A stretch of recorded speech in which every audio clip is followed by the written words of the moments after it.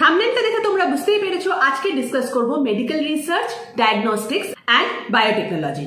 একটা খুব good news আছে ফর লাইফ সায়েন্স গ্র্যাজুয়েটস। অনেক সময় যারা লাইফ সায়েন্স গ্র্যাজুয়েটস হতো তাদের এসসি কমপ্লিট করার পর কেরিয়ারটা খুব ফ্রাস্ট্রেটিং হয়ে যেত, সে এমএসসি করতে হবে কি হায়ার স্টাডিজে যেতে হবে। ইন দ্যাট কেস অনলি একটা খুব ভালো তার কেরিয়ার তাদের সামনে থাকতো। বাট আজকের ডেটে কিন্তু জিনিসটা সেরকম নেই। অ্যাজ এ লাইফ সায়েন্স গ্র্যাজুয়েটও কিন্তু তুমি বায়োটেকনোলজি ফিল্ডে নিজের কেরিয়ার তৈরি করতে পারবে।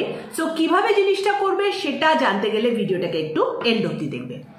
সো বেসিক্যালি জিনিসটা কি হয়েছে, আফটার কোভিড, যখন কোভিডটা হয় আমরা দেখতে পারি যে এই যে হেলথ কেয়ার সেগমেন্ট, এটার একটা হিউজ ডিমান্ড আসে, হিউজ এটার একটা রিকোয়ারমেন্ট চলে আসে। তো তখন সবাই আর কি রিয়েলাইজ করে যে আমাদের দেশে বা অবভিয়াসলি নট অনলি আমাদের দেশে, আমেরিকা বা অ্যাব্রড সব জায়গাতে, যে এটার এসেনশিয়ালিটি কতটা, এটা কতটা ইম্পর্টেন্ট অ্যান্ড কত তাড়াতাড়ি তোমরাও দেখেছো কোভিডের একটা ভ্যাকসিন ডেভেলপ করে দেওয়া হয়। সো বেসিক্যালি এই যে জিনিসটা করা হয়, what is this? This is biotechnology দিয়ে এই ভ্যাকসিনটা ডেভেলপ করা হয়। It's an mRNA vaccine.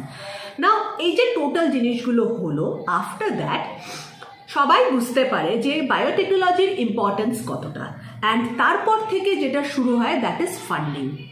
Biotechnology startups, biotech companies, diagnostics, genomics, advanced medical research তোমরা বলতে পারো, এই ফিল্ডটার মধ্যে চলে আসে হিউজ ফান্ডিং। আর তোমরা বুঝতেই পারছো যে কোনো ফিল্ডে যখন হিউজ ফান্ডিং চলে আসে তো ডেফিনেটলি সেই ফিল্ডে এমপ্লয়মেন্ট অপরচুনিটিস বাড়ে, সেই ফিল্ডটা কিন্তু গ্রো করে। আর অবভিয়াসলি আমাদের দেশেও কোনো এক্সেপশন নেই। ইন্ডিয়াতেও আগেন প্রচুর বায়োটেক স্টার্টআপস চলে আসে, যেখানে হয়তো আগে 4-5টা কোম্পানি থাকতো, এখন সেখানে মানে hundreds and thousands of biotech startups open হচ্ছে। ডেইলি নতুন নতুন স্টার্টআপস ওপেন হচ্ছে। Daily they are coming up with some new technology, either it is drug delivery, either it is genomics, either it is something related to agriculture technology. So বুঝতেই পারছো যে এই ফিল্ডটার demand কতটা। Indian pharmaceutical ইন্ডাস্ট্রিতেও একটা huge shift দেখা যাচ্ছে, যেখানে এতদিন ইন্ডিয়ান ফার্মাসিউটিক্যাল ইন্ডাস্ট্রি যেটা ছিল সেটা কনসেন্ট্রেট করতো অন বাল্ক ড্রাগ ম্যানুফ্যাকচারিং। সেখানে যে কোনো ড্রাগকে খুব চিপ রেটে প্রচুর পরিমাণে ম্যানুফ্যাকচার করা হতো এবং ইন্ডিয়া বা অন্যান্য দেশে সেটাকে এক্সপোর্ট করা হতো। বাট এখন আস্তে আস্তে এই যে ফার্মা কোম্পানিজগুলো আছে, ফার্মা জায়ান্টসগুলো আছে, তারা শিফট করছে towards new research like newer drugs, drug discovery, cancer drugs, যে new drug delivery system development. তো রিসার্চের ওপর কিন্তু আস্তে আস্তে এরাও শিফট করে যাচ্ছে।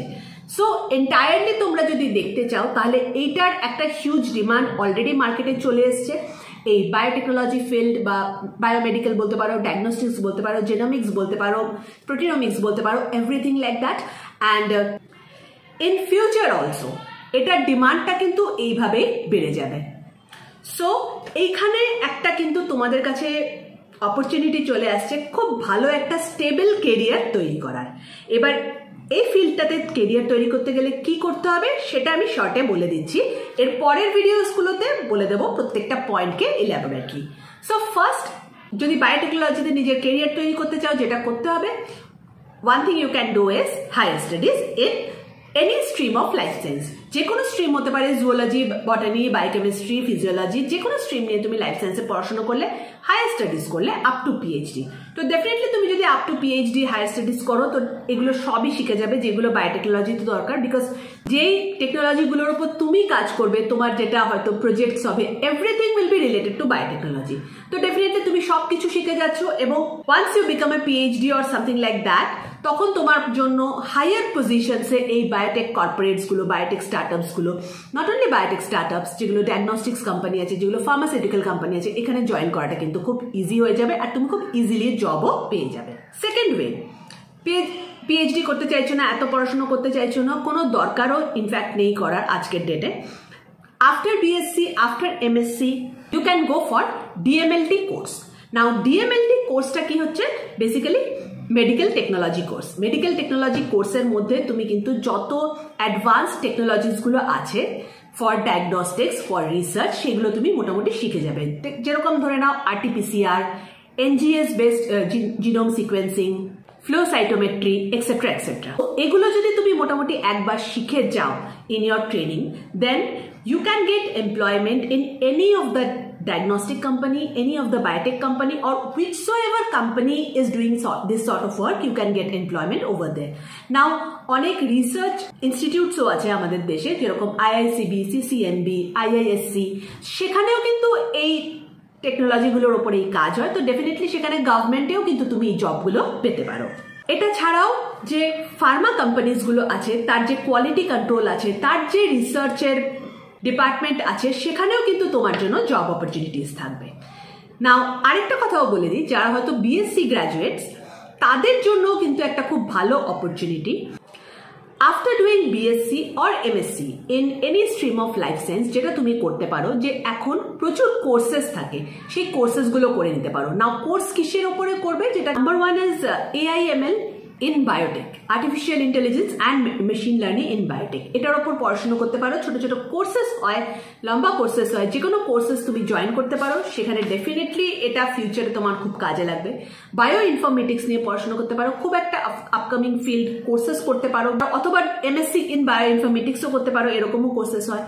RT-PCR, NGS, জিনোমিক্স, এই প্রত্যেকটা জিনিস নিয়ে কিন্তু আফটার BSc তুমি ছোট ছোট কোর্স করতে পারো, কিংবা তুমি কোনো একটা কোম্পানিতে কোনো একটা জায়গায় ইন্টার্নশিপ করতে পারো, যাতে যে কোনো একটা টেকনোলজি তুমি শিখে যাও আর সেটাতে তোমার এক্সপার্টিস চলে আসে।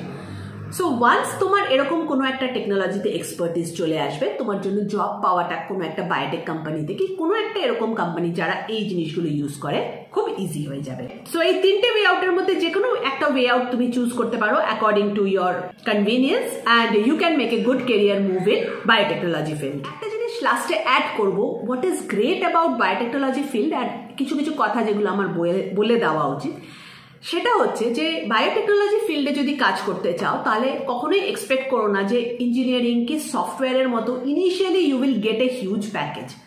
যেরকম সফটওয়্যারে দেখা যায় যে কোনো একটা ফ্রেশার সে যদি IIT থেকে পাস আউট করে, তাহলে একটা 1 crore প্যাকেজ, 2 crore প্যাকেজ এরকম পেয়ে যায়। সো বায়োটেকনোলজিতে কিন্তু খুব একটা এরকম জিনিস হয় না।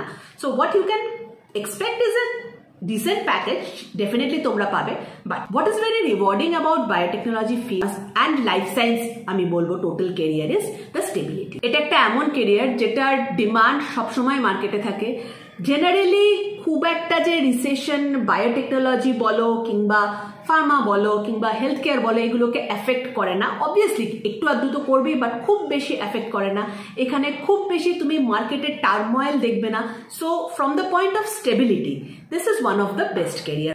তাই আমি তোমাদেরকে বলবো, যারা লাইফ সায়েন্স নিয়ে পড়াশুনো করছো, অনেকেই আমি দেখেছি যারা লাইফ সায়েন্স নিয়ে পড়াশুনো করে মাঝখানে তারা ছেড়ে দেয়, ভাবে যে হয়তো এই ফিল্ডে কোনো চাকরি পাবে না, কি কেরিয়ার ডেভেলপ করতে পারবে না, অন্য কিছু নিয়ে পড়াশুনো করা শুরু করে দেয়। প্লিজ সেটা করো না, লাইফ সায়েন্স কেরিয়ারে কনসেন্ট্রেট করো। ফিউচারে কিন্তু তোমার জন্য হেল্পফুল হবে to get a stable job. So বায়োটেকনোলজির কেরিয়ার নিয়ে কিছু জিজ্ঞাসা থাকলে, কিছু ডাউটস থাকলে, ডেফিনেটলি সেটা তোমরা কমেন্ট সেকশনে লিখে আমাকে জানাবে। আমি আপকামিং ভিডিওসগুলো সেটা নিয়ে তৈরি করব। ভিডিওটা ভালো লাগলে বাংলায় বিজনেস চ্যানেলটাকে সাবস্ক্রাইব করবে। Thank you for watching. Bye by.